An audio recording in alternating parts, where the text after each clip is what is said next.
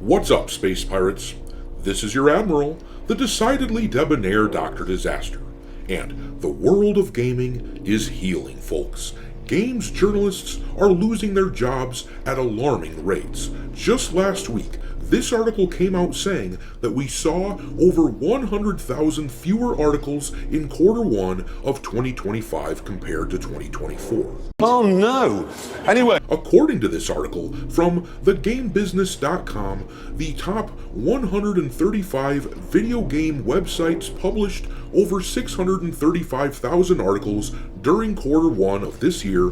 That is a drop of over 13% or more than 100,000 articles compared with the same period in 2024. That number covers reviews, news, guides, etc. A lot of the biggest drops were at guides-based publications, but there were also big declines amongst the major media outlets, including IGN, GameSpot, Famitsu, and Eurogamer. The reason for the decline is no big surprise. According to Press Engine, it has seen 2,902 press contacts disappear from its database over the past 2 years. In other words, people are losing their jobs in the game journalist industry, despite the fact that the numbers of gamers has increased, if the statistics on Steam are anything to go by. And the reason for this is not hard to understand. You don't have any friends. Nobody likes you. Yeah, nobody likes the game journalists. In the wake of the news that we're going to talk about in a second here, as Grums over on X wrote, this is how it all started 11 years ago. They decided they didn't need you. They lied about you, called you horrible people, and tried to cancel you and take away your games. How'd that turn out? All of them are gone now, and their publications too, and he shows an article from Gama Sutra from a decade ago, where it says, gamers don't have to be your audience, gamers are over. And really, back then, was the birth of this concept of the modern audience that was supposedly going to replace gamers. Very clever. Thank you. How's that working out for you? What? Being clever? Great. Well, it doesn't seem to be working out well because, as I'm sure a lot of you know by now, the outlet Polygon was purchased by Valnet and basically gutted, with tons of their employees losing their jobs. It also sounds like Giant Bomb is done for, with Jeff Grubb reportedly losing his job. Naturally, these people in the game journalist industry are whining and acting like some great sin has been committed against them, that their failing outlets are dying. Alyssa Mercanti's response in particular has been hilarious, which we will look at, but as for me, and I think I can speak for a lot of you out there, but when I hear about an outlet like Polygon getting nuked from orbit like this, a shit-eating grin breaks out on my face, and I think to myself, We got one!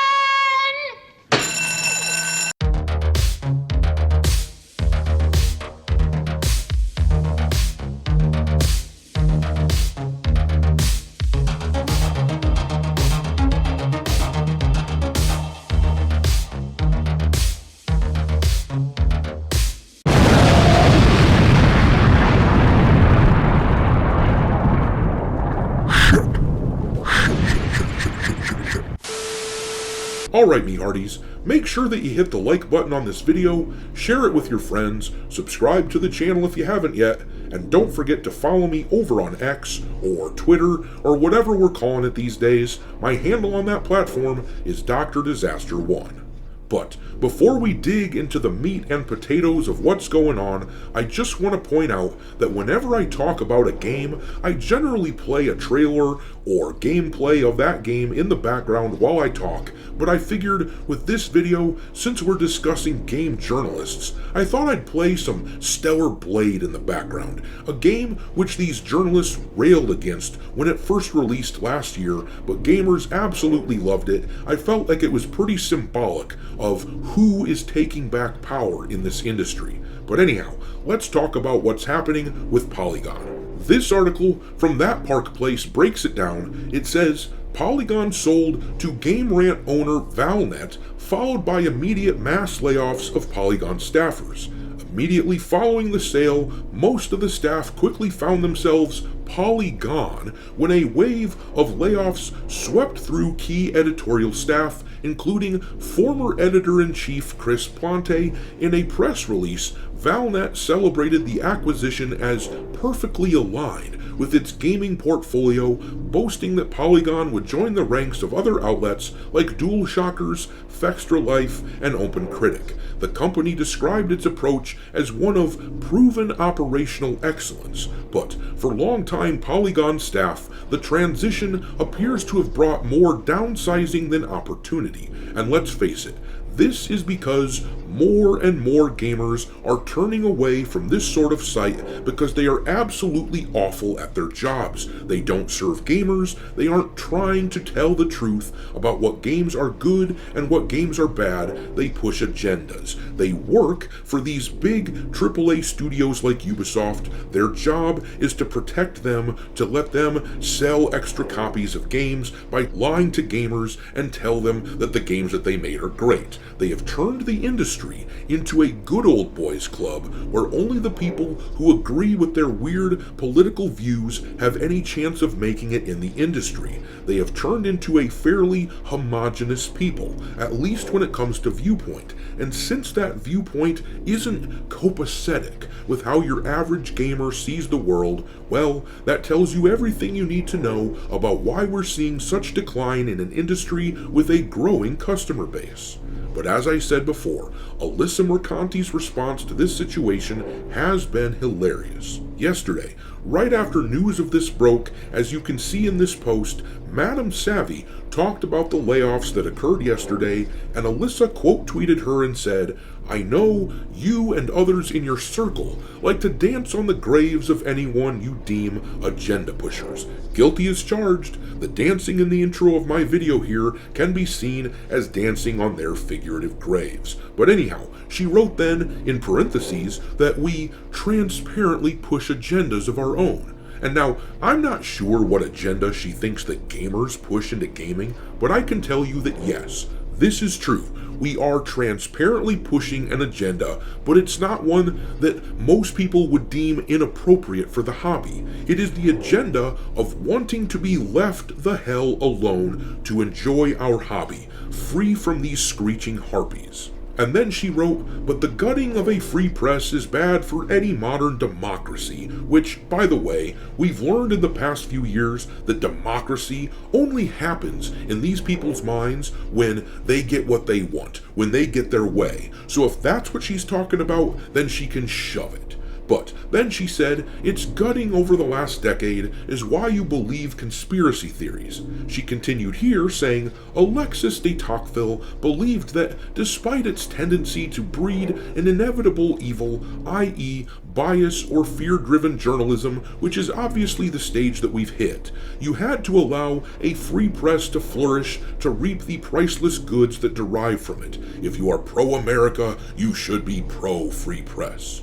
And then she wrote that she's thinking of starting a Discord of unemployed gaming journalists to see what they can cook up. She whined about needing more worker-owned and independent outlets, and frankly, this is hilarious. Apparently, just like with socialism, real game journalism has never been tried. But she will find out rather quickly the reason that these game journalists are losing their jobs at these major outlets.